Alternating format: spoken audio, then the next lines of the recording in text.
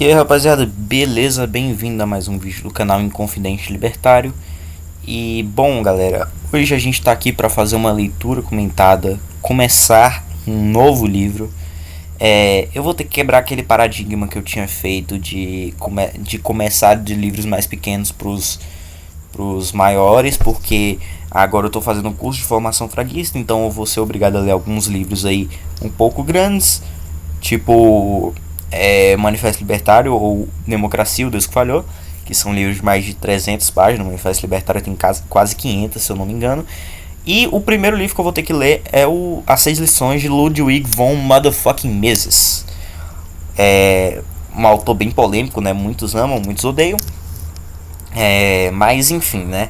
Um cara que foi muito importante para a formação do libertarianismo e do anarcapitalismo. E cara, a gente vai ler os 6 lições. A primeira lição, capítulo 1, né, o capitalismo. Vamos lá, vamos ver o que o Ludwig von Mises tem pra gente. Eu pulei o prefácio, obviamente, porque ficar lendo prefácio, introdução, é meio chato. É realmente quando tu realmente quer, sabe? Mas eu não tô afim, então vamos logo para a primeira lição. O capitalismo. Let's go. Certas expressões usadas pelo povo são muitas vezes inteiramente equivocadas. Assim, atribuem-se a capitães de indústria e a grandes empresários de nossos dias epítetos como o rei do chocolate, o rei do algodão ou o rei do automóvel. Ao usar essas expressões, o povo demonstra não ver praticamente nenhuma diferença entre os industriais de hoje e os reis, duques ou lordes de outrora. Eu lembro do Rafael Lima, velho, usando essas expressões. Ele com certeza viu nesse livro. Tipo, que ele... Eu não lembro qual era a lição que ele tava dando, tá ligado? O que ele queria falar com isso, mas eu lembro que ele usou justamente esse argumento. Mas enfim. Mas na realidade a diferença é enorme. Pois um rei do chocolate absolutamente não rege, ele serve. Ah, é isso mesmo. Ele é um rei não por ele mandar nas pessoas, mas sim porque ele serve bem, entendeu? Não reina sobre um território conquistado, independente do mercado, independente de seus compradores. O rei do chocolate, ou do aço, ou do automóvel, ou qualquer outro rei da indústria contemporânea, depende da indústria que administra e dos clientes a quem presta serviços. Esse rei precisa se conservar nas boas graças dos seus súditos, os consumidores. Perderá seu reino assim que já não tiver condições de prestar aos seus clientes um serviço melhor e de mais baixo custo que o oferecido por seus concorrentes. É o livre mercado, né? Você tem que sempre agradar os consumidores, é o que eu sempre falo.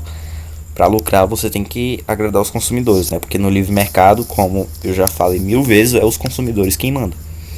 200 anos atrás, antes do advento do capitalismo, o status social de um homem permanecia inalterado do princípio ao fim de sua existência. Era herdado dos seus ancestrais e nunca mudava. Se nascesse pobre, pobre seria para sempre. Se rico, lorde ou duque, manteria seu ducado e a propriedade que o acompanhava pelo resto de seus dias. Então agora ele está falando, né? 200 anos atrás, antes do advento do capitalismo, eu não sei o que Mises quis dizer com isso aqui de advento do capitalismo, porque dependendo do que você entender como capitalismo, você tem isso há muito mais que 200 anos atrás. Mas enfim,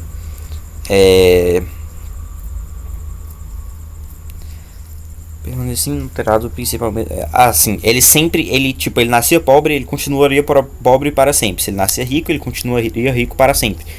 Já no capitalismo, você pode nascer pobre e virar rico, e assim por diante. Então, eu acho que é isso que o Mises vai falar aqui.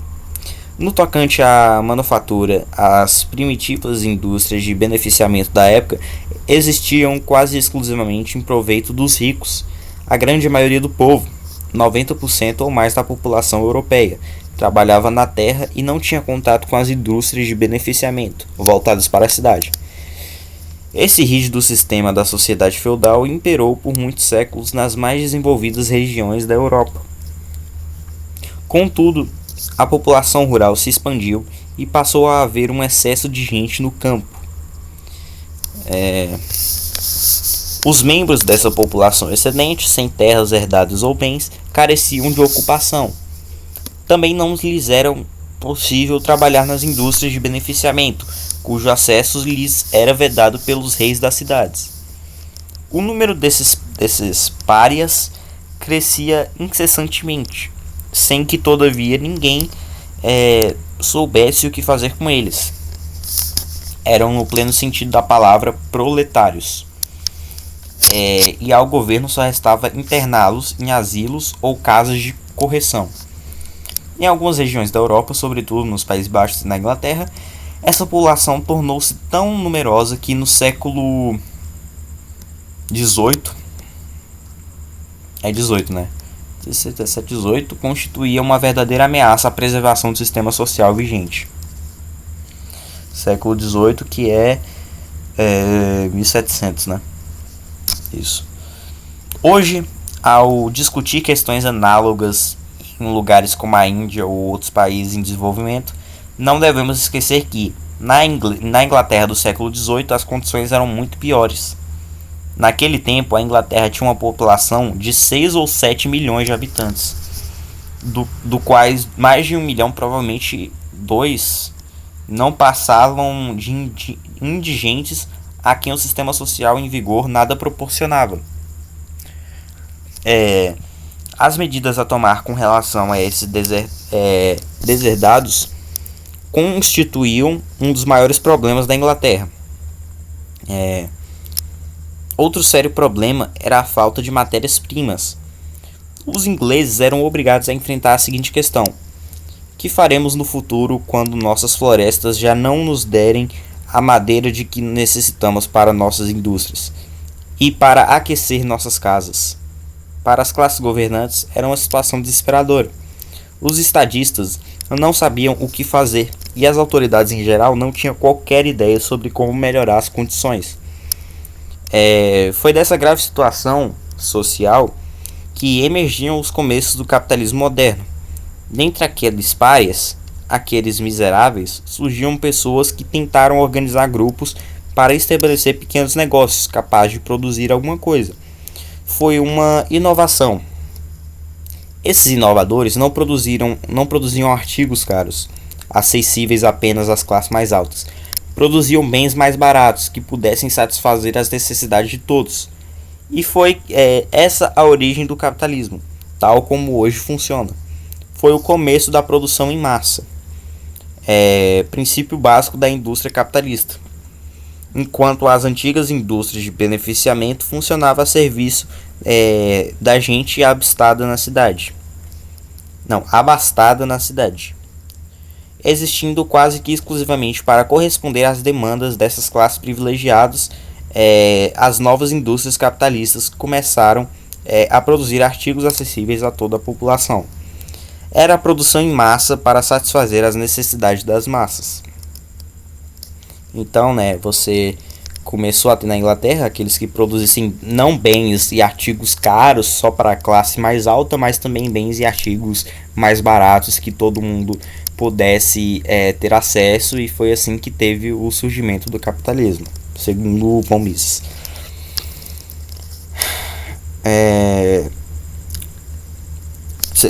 Essa foi a origem do capitalismo, tal como hoje funciona, como ele diz aqui. Este é o princípio fundamental do capitalismo, tal como existe hoje em todos os países onde há um sistema de produção em massa extremamente desenvolvido. As empresas de grande porte, alvo dos mais fanáticos ataques desfechados pelos pretensos esquerdistas, produzem quase exclusivamente para suprir a carência das massas. As empresas dedicadas à fabricação de artigos de luxo, para uso apenas dos abastados, jamais têm condições de alcançar a magnitude das grandes empresas. E hoje os empregados das grandes fábricas são eles próprios os maiores consumidores dos produtos que nelas se fabricam. Ponto. Essa é a diferença básica entre os princípios capitalistas de produção e os princípios feudalistas das épocas anteriores. Então os capitalistas eles produziam justamente para as grandes massas, enquanto os esquerdistas criticavam. Quando se pressupõe ou se afirma a existência de uma diferença entre os produtores e os consumidores dos produtos da grande empresa, incorre-se um grave erro. Nas grandes lojas dos Estados Unidos, ouvimos o slogan: o cliente sempre tem razão. E esse cliente é o mesmo homem que produz na fábrica os artigos à venda naqueles estabelecimentos. O que pensam que a grande empresa detém um enorme poder também se equivocam uma vez.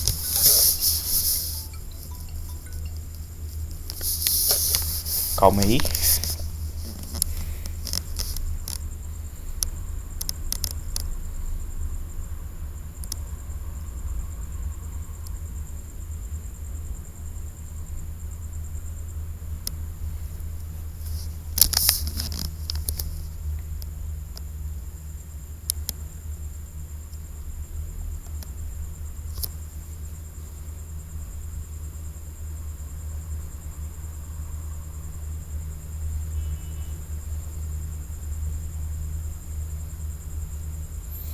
Tá. Voltando aqui.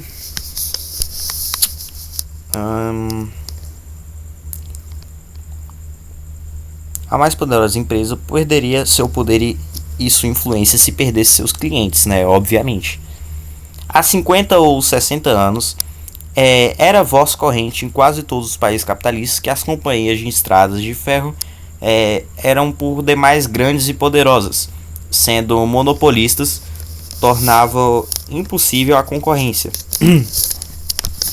Alegava-se que, na área dos transportes, o capitalismo já havia atingido o estágio no qual se destruiria a si mesmo, pois que eliminaria a concorrência. O que se descurava era o fato, não sei que porra de palavra é essa aqui, mas beleza, era o fato de que o poder das ferrovias dependia de sua capacidade de oferecer à população um meio de transporte melhor que qualquer outro. Evidentemente, teria sido absurdo concorrer com uma dessas grandes estradas de ferro, através da implantação de uma nova ferrovia paralela à anterior, porquanto a primeira era suficiente para atender às necessidades do momento. Mas outros concorrentes não tardaram a aparecer. A livre concorrência não significa que se possa prosperar pela simples imitação ou cópia exata do que já foi feito por alguém. A liberdade de imprensa não significa o direito de copiar o que outra pessoa escreveu e assim alcançar o sucesso que o verdadeiro autor fez jus por suas obras. Significa o direito de escrever outra coisa. Não sei se ele está argumentando a favor da propriedade intelectual aqui, porque está dando a entender isso, mas tudo bem. Vamos continuar. A liberdade de concorrência no tocante às ferrovias, por exemplo, significa liberdade para inventar alguma coisa, para fazer alguma coisa que desafie as ferrovias já existentes e as coloque em uma situação muito precária de competitividade. Então, quando você inventa uma coisa nova, uma coisa melhor, você está colocando aquela velha empresa com velhos serviços para entrar em competição e tentar vender mais e tentar fazer algo melhor que você, né? Porque as pessoas vão começar a comprar de você, caso esse algo novo que você inventou seja melhor que o antigo que a outra empresa estava fazendo. E ele está dando um exemplo de ferrovias aqui. Nos Estados Unidos, a concorrência que se estabeleceu através dos ônibus, automóveis, caminhões e aviões impôs às estradas de ferro grandes perdas e uma derrota quase absoluta no que se diz respeito ao transporte de passageiros. O desenvolvimento do capitalismo consiste em que cada homem tem o direito de servir melhor e ou mais barato o seu cliente, e num tempo relativamente curto. Esse princípio transformou a face do mundo, possibilitando um crescimento sem precedentes da população mundial.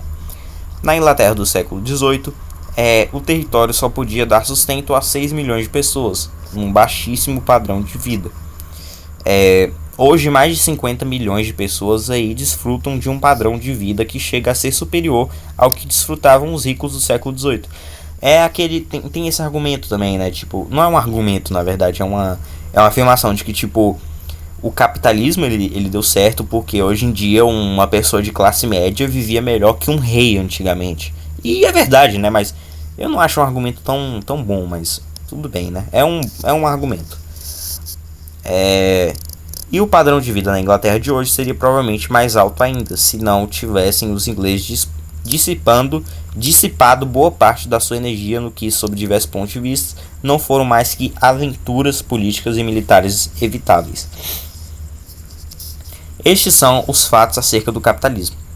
Assim, se um inglês ou, no tocante a essa questão, qualquer homem de qualquer país do mundo afirmar hoje aos amigos ser contrário ao capitalismo, há uma esplêndida contestação a lhe fazer. Sabe que a população deste planeta é hoje 10 vezes maior que nos períodos precedentes ao capitalismo? Sabe que todos os homens usufruem hoje de um padrão de vida mais elevado que o de seus ancestrais antes do advento do capitalismo? E como você pode ter certeza de que, se não fosse o capitalismo, você estaria integrando a 10ª parte da população sobrevivente? Sua mera existência é uma prova do êxito do capitalismo, seja qual for o valor que você atribua à própria vida. O Mises ele usou exatamente o argumento que eu falei que não é tão bom. Porque realmente, cara, tipo assim, você tem que defender o capitalismo pelos seus princípios e não tipo, porque antes do capitalismo você tinha um padrão de vida menor.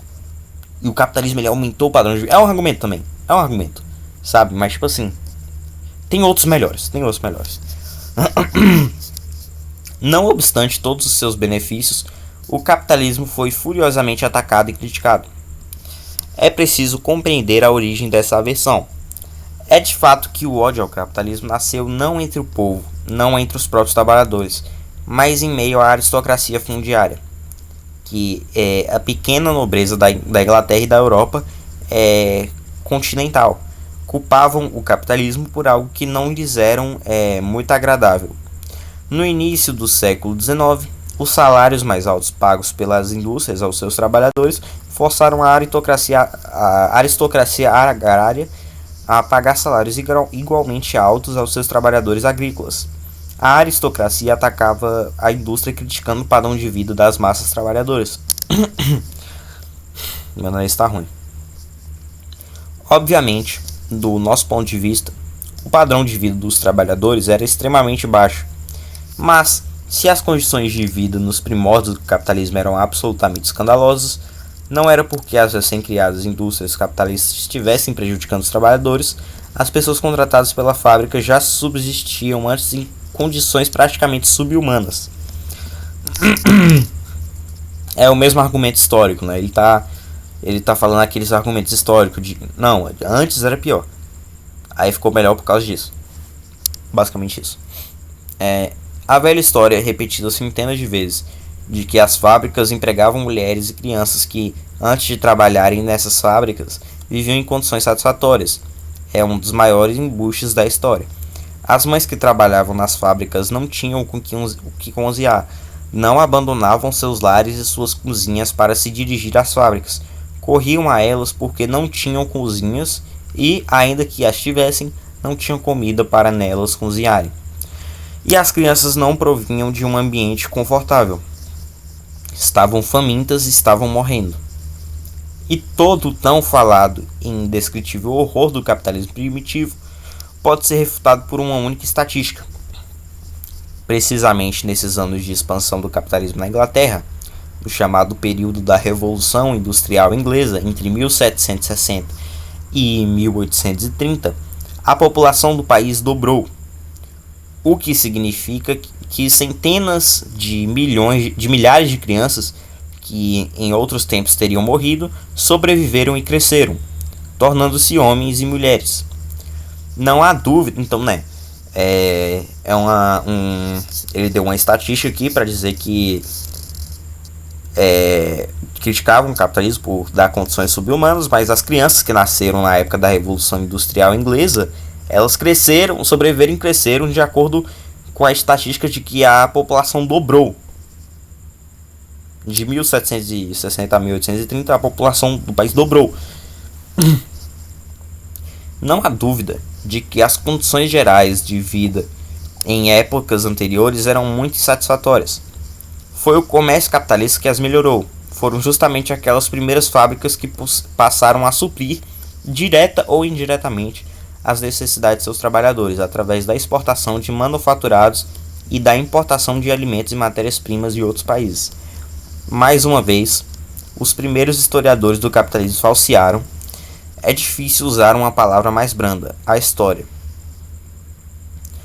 Há uma anedota, provavelmente inventada, que se costuma contar a respeito de Benjamin Franklin, em vista a um cotonifício na Inglaterra. Ben Franklin ouviu do proprietário cheio de orgulho: "Veja, temos aqui tecidos de algodão para a Hungria." Olhando à sua volta e constatando que os trabalhadores estavam em andrajos, Franklin perguntou: "E por que não produz também para os seus empregados?" Mas as exportações de que falava o dono do cotonifício realmente significavam que ele de fato produzia para os próprios empregados, visto que a Inglaterra tinha de importar toda a sua matéria-prima. Não possuía nenhum algodão, como também ocorria para a Europa com a Europa continental. A Inglaterra atravessava uma fase de escassez de alimentos. Era necessária sua importação da Polônia, da Rússia, da Hungria. Assim, as exportações, como as de tecido, se constituíam no pagamento de importações de alimentos necessários à sobrevivência da população inglesa. Muitos exemplos da história dessa época revelarão a atitude da pequena nobreza da aristocracia com relação aos trabalhadores. Quero citar apenas dois. Um é o famoso sistema inglês do Seed and Land. Por tal sistema, o governo inglês pagava a todos os trabalhadores que não chegavam a receber um salário mínimo, oficialmente fixado. A diferença entre o que o recebiam e esse salário mínimo. Isso poupava a aristocracia fundiária o dissapor de pagar salários mais altos. A pequena nobreza continuaria pagando tradicionalmente baixo salário agrícola, suplementado pelo governo. Evitava-se assim que os trabalhadores abandonassem as atividades rurais em busca de emprego nas fábricas urbanas. 80 anos depois, após a expansão do capitalismo da Inglaterra para a Europa continental, mais uma vez verificou-se a realização da aristocracia rural contra o novo sistema de produção. Na Alemanha, os aristocratas prussianos, tendo perdido muitos trabalhadores para as indústrias capitalistas, que ofereciam melhor remuneração, cunharam uma expressão especial para designar o problema: fuga do campo, Landflucht. Discutiu-se então no parlamento alemão que tipo de medida se poderia tomar contra aquele mal. E tratava-se indiscutivelmente de um mal do ponto de vista da aristocracia rural. O príncipe Bismarck, o famoso chanceler do Reich alemão, disse um dia num discurso: "Encontrei em Berlim um homem que havia trabalhado em minhas terras. Perguntei-lhe: por que deixou minhas terras? Por que deixou o campo? Por que vive agora em Berlim?" E segundo Bismarck, o homem respondeu: "Na aldeia não se tem, como aqui em Berlim, um Biergarten tão lindo, onde nós podemos sentar, tomar cerveja e ouvir música." Esta é sem dúvida uma história. Nossa, história. Puta que pariu. Cara, quem traduziu essa porra, mano? Quem traduziu essa merda, mano? Puta que...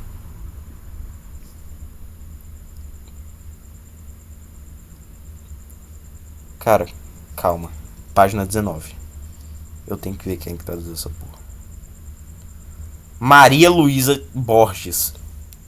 Puta que o pariu. História. Com ES. Maria. Puta merda, cara. Cacete. Vai se fuder. Tá, onde é que eu tava aqui? Cadê a história? Esta é, sem dúvida, uma história contada do ponto de vista do príncipe Bismarck. Um empregador. Não seria o ponto de vista de todos os seus empregados. Estes acorriam à indústria porque ela lhes pagava salários mais altos e elevava seu padrão de vida a níveis sem precedentes.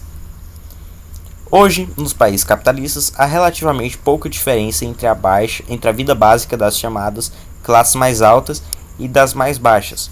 Ambas têm alimento, roupas e abrigo, mas no século XVIII e nos que o precederam, o que distinguia o homem da classe média do da classe baixa era o fato de o primeiro ter sapatos e o segundo não. Hoje, nos Estados Unidos, a diferença entre um rico e um pobre reduz-se muitas vezes à diferença entre um Cadillac e um Chevrolet. O Chevrolet pode ser de segunda mão, mas presta a seu dono basicamente os mesmos serviços que o Cadillac poderia prestar. Uma vez também está apto a se deslocar de um local a outro. Mais de 50% da população dos Estados Unidos vive em casas e apartamentos próprios. As investidas contra o capitalismo, especialmente no que se refere aos padrões de vida, os padrões salariais mais altos. Cara, o Mises ele tá falando muito desse argumento histórico, tá ligado? Tipo, antes do capitalismo, o padrão de vida era melhor e o capitalismo aumentou o padrão de vida. É um bom... Cara, assim, pensando bem, não é um argumento assim... Eu penso assim...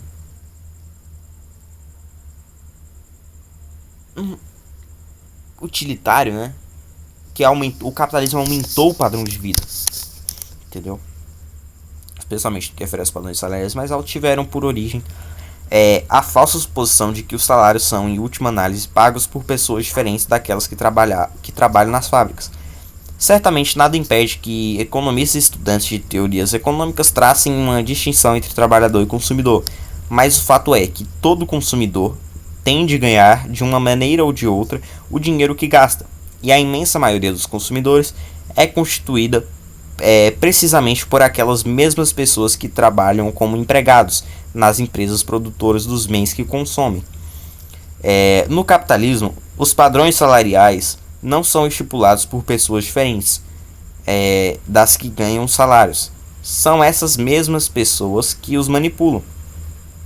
Não é a companhia cinematográfica de Hollywood que paga os salários de um astro das telas. Quem os paga é o público que compra ingresso nas bilheterias dos cinemas. Sim, né? E não é o empresário de uma luta de boxe que cobra as enormes exigências de lutadores laureados, mas sim a plateia, que compra entradas para a luta. Né? Porque é a plateia que dá dinheiro pro empresário para dar dinheiro, né, pro lutador. A partir da distinção entre empregado e empregador, traça-se no plano da teoria econômica uma distinção que não existe na vida real. Nesta, empregador e empregado são, em última análise, uma só e a mesma pessoa. Em muitos países, há quem considere injusto que um homem obrigado a sustentar uma família numerosa receba o mesmo salário que o outro, responsável apenas pela própria manutenção. No entanto, o problema é não questionar se é ao empresário ou não que cabe assumir a responsabilidade pelo tamanho da família de um trabalhador. A pergunta que deve ser feita nesse caso é: você, como indivíduo, se disporia a pagar mais por alguma coisa, digamos um pão, se for informado de que o homem que o fabricou tem 6 filhos? Não. Uma pessoa honesta, por certo, responderia negativamente, dizendo: em princípio sim, mas... Ô Maria, puta que pariu! Que mulher ruim de escrita da porra, cara. Tem muito erro de digitação essa merda, cara. Mas na prática tenderia a comprar o pão feito por um homem sem filho nenhum. O fato é que o empregador, a quem os compradores não pagam o suficiente para que ele possa pagar seus empregados, se vê na impossibilidade de levar adiante seus negócios. O capitalismo foi assim batizado não por um simpatizante do sistema, mas por alguém que o tinha na conta do pior de todos os sistemas históricos, da mais grave calamidade que jamais se abaterá sobre a humanidade. Esse homem foi Karl Motherfucking Marx. Não há razão, contudo, para rejeitar a designação proposta por Marx, uma vez que ele indica claramente a origem dos grandes progressos sociais ocasionados pelo capitalismo. Esses progressos são frutos da acumulação do capital. Baseia-se no fato de que... Nossa, filho da puta. Gente, olha isso aqui. Eu vou matar esse filho da puta.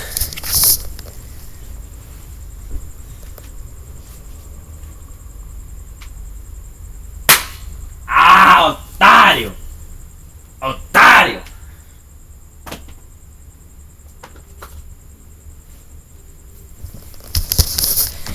Tá, voltando aqui, uma vez que ele indica claramente a origem dos grandes progressos ocasionados pelo capitalismo. Esses progressos são frutos da acumulação de capital, baseiam-se no fato de que as pessoas, por via de regra, não consomem tudo que produzem e no fato de que elas poupam e investem parte desse montante.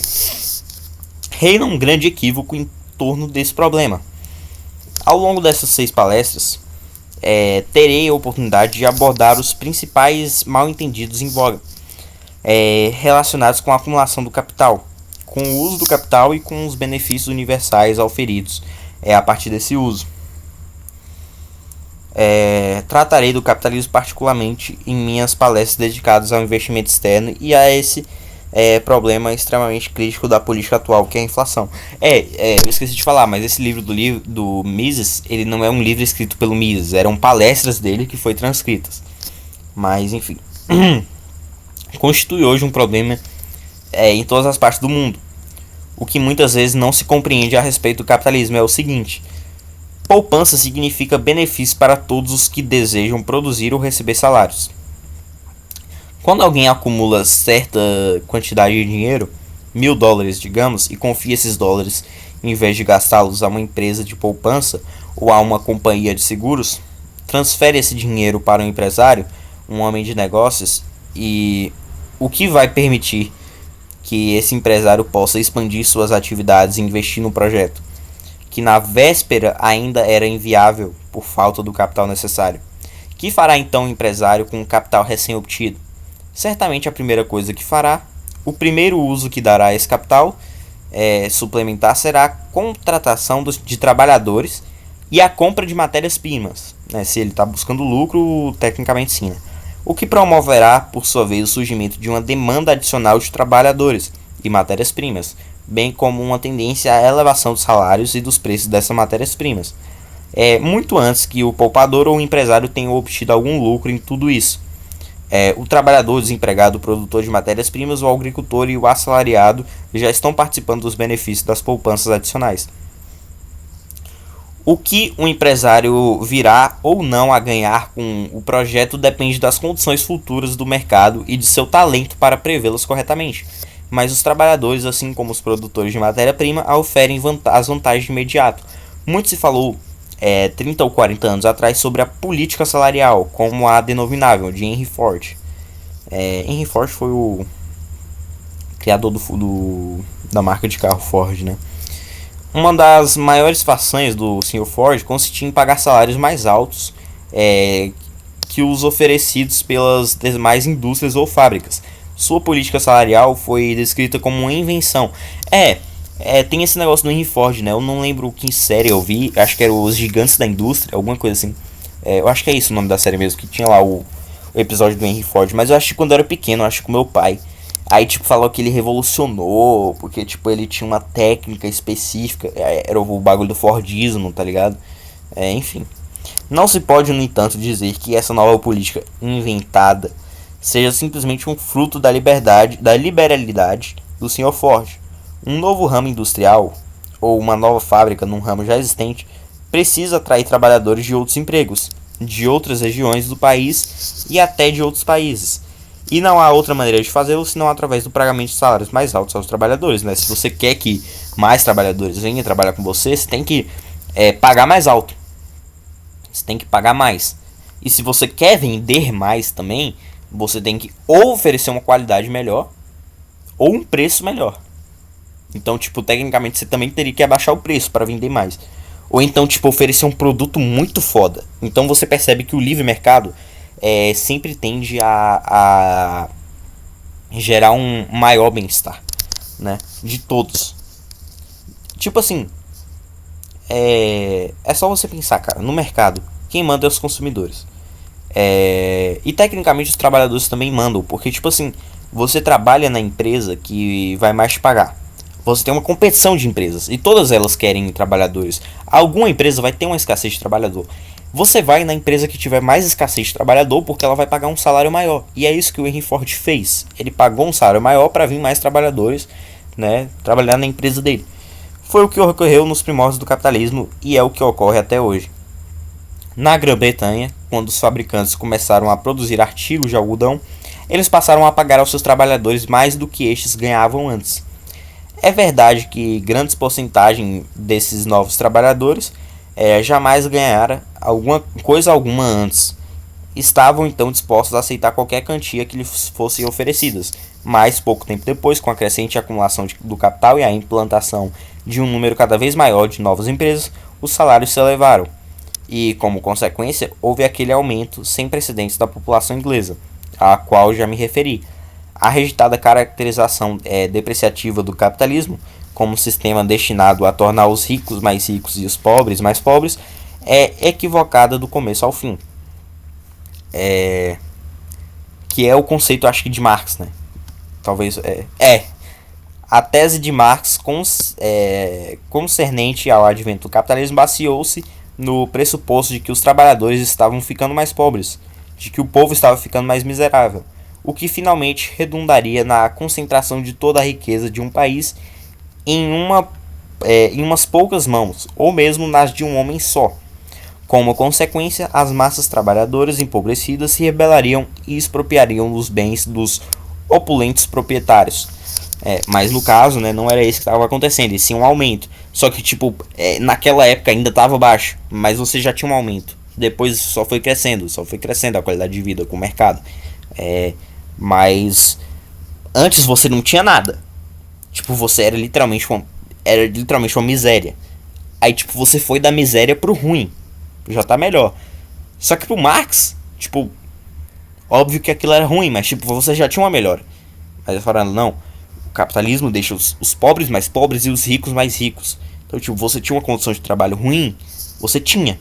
Mas antes era pior, e isso estava crescendo. Então, era pra você deixar. Sabe, o capitalismo ele ia resolver aquilo. O livre mercado ele ia gerar um maior bem-estar, né? O mercado se abrindo, você tem mais concorrência. E a concorrência, cara, em um mercado competitivo, né, faz mágica. Faz mágica, cara. Os trabalhadores ganham mais salário, as pessoas compram mais barato, você tem mais qualidade de serviço, de produto, enfim. Segundo essa doutrina de Marx, é impossível no sistema capitalista qualquer oportunidade, qualquer possibilidade de melhoria das condições dos trabalhadores. Em 1865, falando perante a Associação Internacional dos Trabalhadores na Inglaterra, Marx afirmou que a crença de que os sindicatos poderiam promover melhores condições para a população trabalhadora era absolutamente errônea. Qualificou a política sindical voltada para a reivindicação de melhores salários e menor número de horas de trabalho de conservadora. Era este, evidentemente, o termo mais desabonador a que Marx podia recorrer. Sugeriu que os sindicatos adotassem uma nova meta revolucionária, a completa abolição do sistema de salários e a substituição do sistema de propriedade privada pelo socialismo, a posse dos meios de produção pelo governo. Isso aqui, cara, assim, o Marx, ele no início, pelo que eu sei, né, eu posso estar bem errado, mas tipo, no início o Marx ele não tinha a ideia do comunismo ainda, de tipo, depois da revolução proletariada e dos meios de produção irem para a mão do governo, você não vai ter mais Estado. Antes ele não pensava nesse negócio. Ele só foi pensar nisso depois que ele leu Proudhon. Depois ele teve uma conversa com Proudhon, se eu não me engano. E aí, antes disso, a mente de Marx era assim: você tinha que mandar toda a posse, toda a propriedade privada para a mão do governo. E isso é uma burrice. extrema. Tipo assim, caralho, cara. Tipo assim, você vai concentrar toda a propriedade na mão de uma pessoa. E acha que a pessoa vai ser Jesus Cristo. Ela vai. Não, a pessoa que tá lá, que vai ter a posse, a propriedade de quase tudo, ela vai distribuir igualmente pros pobres. Pros pobres, coitados. Nossa, coitado dos pobres. Eu ganho 3 trilhões em impostos, mas... Nossa, coitado dos pobres, eu vou distribuir aqui pros pobres. Não, cara, ele vai pegar tudo pra ele, porra. Porque o incentivo é esse. O incentivo é esse, ele tem poder pra isso. Você tá dando poder pra isso. Né? Intelectualmente, você tá dando poder pra isso. Sabe? É uma burrice, assim. Caralho, Karl Marx talvez foi o intelectual mais burro da história. Tá? Eu não sei. Tem uma tríade que eu penso aqui agora de 3 intelectuais mais burros da história. Eu coloco Karl Marx, Hobbes, Thomas Hobbes, que falava que o lobo é o homem do... Não, o homem é o lobo do homem. Porém, por isso você tem que ter um homem no poder para dar medo nos outros homens, para não fazer coisas erradas porque o homem nasce mal. Olha a mente do cara. O homem nasce mal, logo você tem que dar todo o poder na mão de um homem. Caralho, você é muito burro, porra. E o Keynes. O Keynes, ele é burro economicamente, né? Não é filosoficamente, ele é burro economicamente. O Keynes é tipo, nível imprimir mais dinheiro gera mais riqueza. É tipo esse nível, tá ligado? É muito, muito, muito ruim. Enfim, continuando aqui. Fugi um pouco da conversa, mas beleza. Se considerarmos a história do mundo, em especial a história da Inglaterra a partir de 1865, verificaremos que Marx estava errado sob todos os aspectos, com certeza. Não há um só país capitalista em que as condições do povo não tenham melhorado de maneira inédita. Todos esses progressos ocorridos nos últimos 80 ou 90 anos produziram-se a despeito dos prognósticos de Karl Marx. Os socialistas de orientação marxista acreditavam que as condições dos trabalhadores jamais poderiam melhorar. Adotavam uma falsa teoria, a famosa Lei de Ferro dos Salários. Segundo esta lei, no capitalismo, os salários de um trabalhador não excederiam a soma que lhe fosse estritamente necessária para se manter vivo, a serviço da empresa. Os marxistas enunciaram sua teoria da seguinte forma: se os padrões salariais dos trabalhadores sobem, com a elevação dos salários a um nível superior ao necessário para a subsistência, eles terão mais filhos. Esses filhos, ao ingressarem na força de trabalho, engrossarão o número de trabalhadores, até o ponto em que os padrões de salários cairão, rebaixando novamente os salários dos trabalhadores a um nível mínimo necessário para a subsistência, aquele nível mínimo de sustento, apenas suficiente para impedir a extinção da população trabalhadora. Mas essa ideia de Marx e de muitos outros socialistas envolve um conceito de trabalhador idêntico ao adotado, justificadamente pelos biólogos que estudam a vida dos animais, dos camundongos, por exemplo. Se colocarmos maior quantidade de alimento à disposição de organismos animais ou de micróbios, nossa, o Mises refutando o marxismo com biologia, tá ligado? Ai, caralho, isso aqui é muito bom. Maior número deles sobreviverá. Se a restringirmos o maior número de sobreviventes. Mas com o homem é diferente. Mesmo o trabalhador, ainda que os marxistas não admitam, tem carências humanas, outras que as de alimentos e de reprodução de sua espécie. Um aumento dos salários reais resulta não só no aumento da população, resulta também, e antes de tudo, numa melhoria do padrão de vida média. É por isso que temos hoje na Europa Ocidental e nos Estados Unidos um padrão de vida superior ao das nações em desenvolvimento, as da África, por exemplo. Devemos compreender, contudo, que esse padrão de vida mais elevado fundamenta-se na disponibilidade de capital. Isso explica a diferença entre as condições reinantes nos Estados Unidos e as que encontramos na Índia. Neste país foram introduzidos, ao menos em certa medida, modernos métodos de combate a doenças contagiosas, cujo efeito foi um aumento inaudito da população. Espero que isso aqui não seja erro de ortografia de novo. Por favor, Maria. No entanto, como esse crescimento populacional não foi acompanhado de um aumento correspondente do montante de capital investido no país, o resultado foi um agravamento da miséria. Quanto mais se eleva o capital investido por indivíduo, mais próspero se torna o país. Mas é preciso lembrar que nas políticas econômicas não ocorreram milagres. Todos leram artigos... Não ocorrem milagres. Todos leram artigos de jornal e discursos sobre o chamado milagre econômico alemão, a recuperação da Alemanha depois de sua derrota e destruição na Segunda Guerra Mundial. Mas não houve milagre. Houve tão somente a aplicação dos princípios da economia do livre mercado, dos métodos do capitalismo, embora essa aplicação não tenha sido completa em todos os pontos. Todo país pode experimentar o mesmo milagre de recuperação econômica, embora eu deva insistir em que não é fruto de milagre. É fruto da adoção de políticas econômicas sólidas, pois que é delas que resulta. E assim termina a primeira lição, o capitalismo. Né? Deu para adquirir bastante conhecimento aqui. Na parte do Karl Marx, adquirir burrice. Cara, o Mises refutou Karl Marx usando biologia de camundongos. Puta que pariu, muito bom. Ai! É isso, rapaziada. Foi esse vídeo. Espero que vocês tenham gostado dessa lição aí do livro As 6 Lições do Ludwig von Mises. A próxima lição é o socialismo. Isso é o socialismo. É isso. Espero que tenham gostado do vídeo e até a próxima.